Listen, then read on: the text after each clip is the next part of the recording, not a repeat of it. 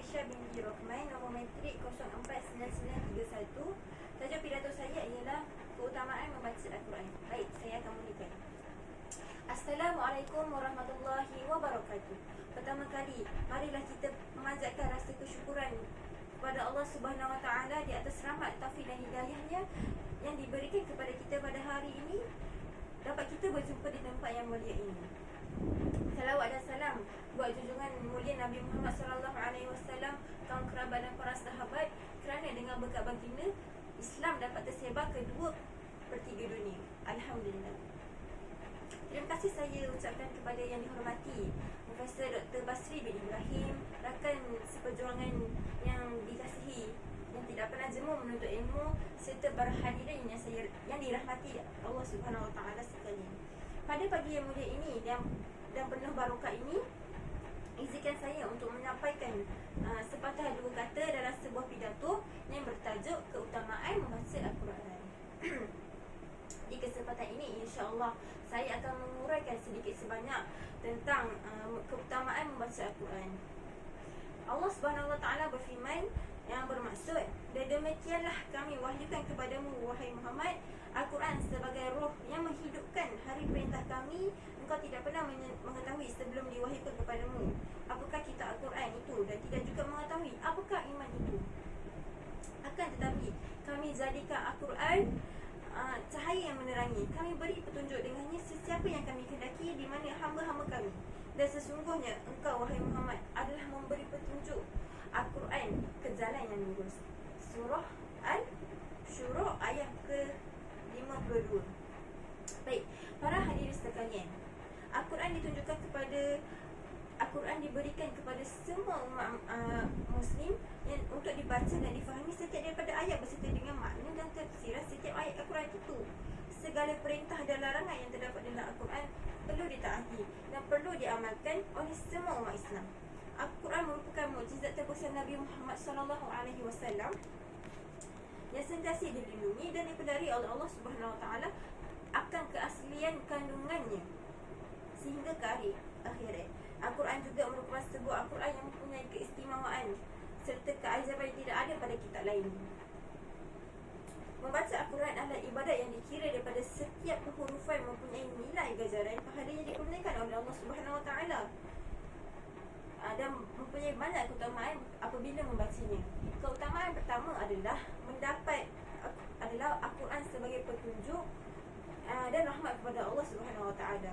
Al-Huda yang bermaksud petunjuk disifatkan kepada Al-Quran kerana ia menunjukkan jalan yang lurus kepada umat manusia. Manakala Ar-Rahman yang bermaksud kerahmatan. Allah Subhanahu Wa Taala menyifatkan Al-Quran itu sebagai rahmat kerana ia memberi rahmat kepada orang-orang mukmin yang sentiasa membaca, mempelajari dan mengamalkan isi kandungannya.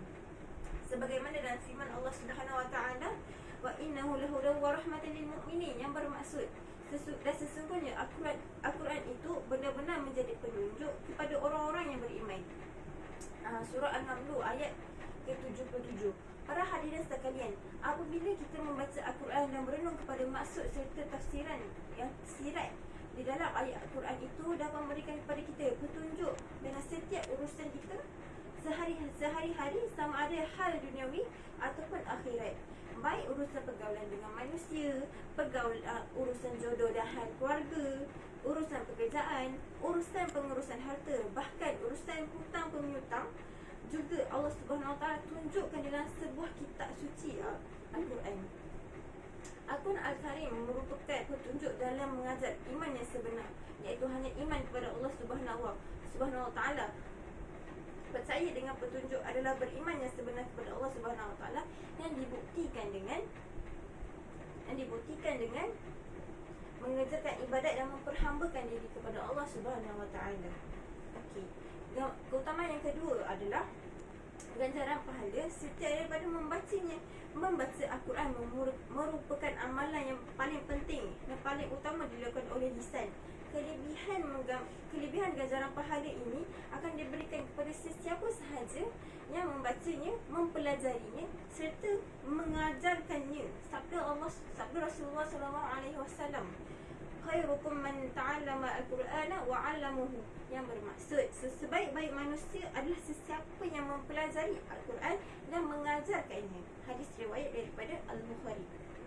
Selain itu, sabda Rasulullah SAW, man qara'a harfan min kitabillahi falahu bihi hasanatun wa hasanati wal hasanatu bil ashrin, yang bermaksud sesiapa yang membaca satu huruf daripada kitab Allah itu, maka baginya satu kebaikan, dan satu kebaikan itu juga dibalas dengan 10 kali ganda ganjaran pahalanya. Hadis riwayat daripada At-Tirmizi. Okey.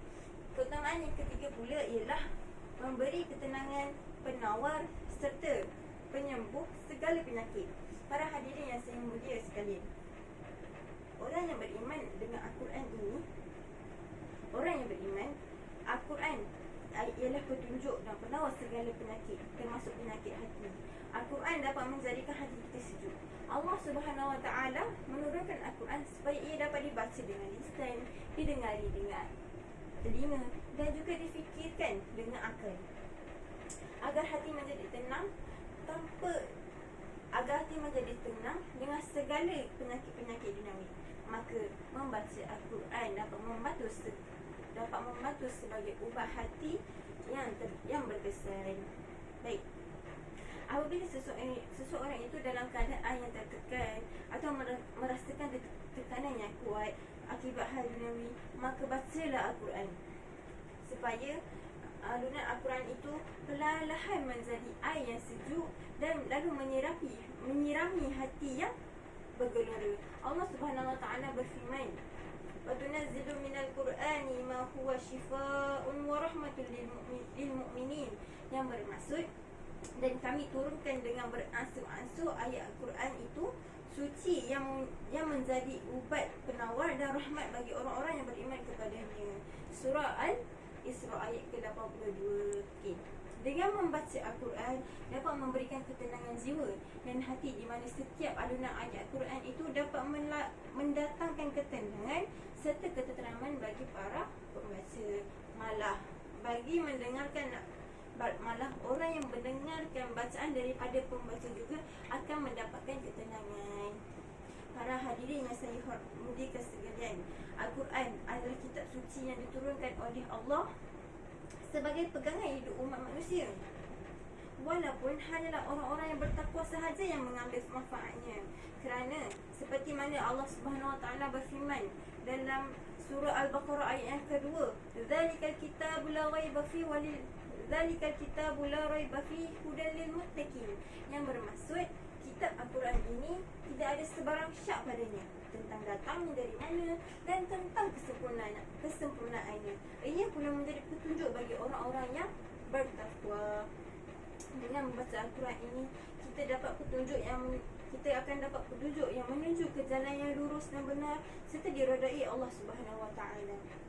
Membaca Al-Quran juga dapat merupakan salah satu daripada ibadah yang kita dapat lakukan untuk mendapatkan ganjaran pahala. Akhir daripada saya, marilah kita bersama-sama mengagung-agungkan kebesaran mukjizat Al-Quran junjungan Nabi Muhammad SAW kita dengan membaca, mengkaji, menghayati dan mengamalkannya pada setiap masa. Perbanyakkanlah membaca Al-Quran, kerana dengan syafaat Al-Quran lah dapat membantu kita supaya dimudahkan ketika menghadap Allah Subhanahu Wa Taala. Sekian daripada saya. Assalamualaikum warahmatullahi wabarakatuh.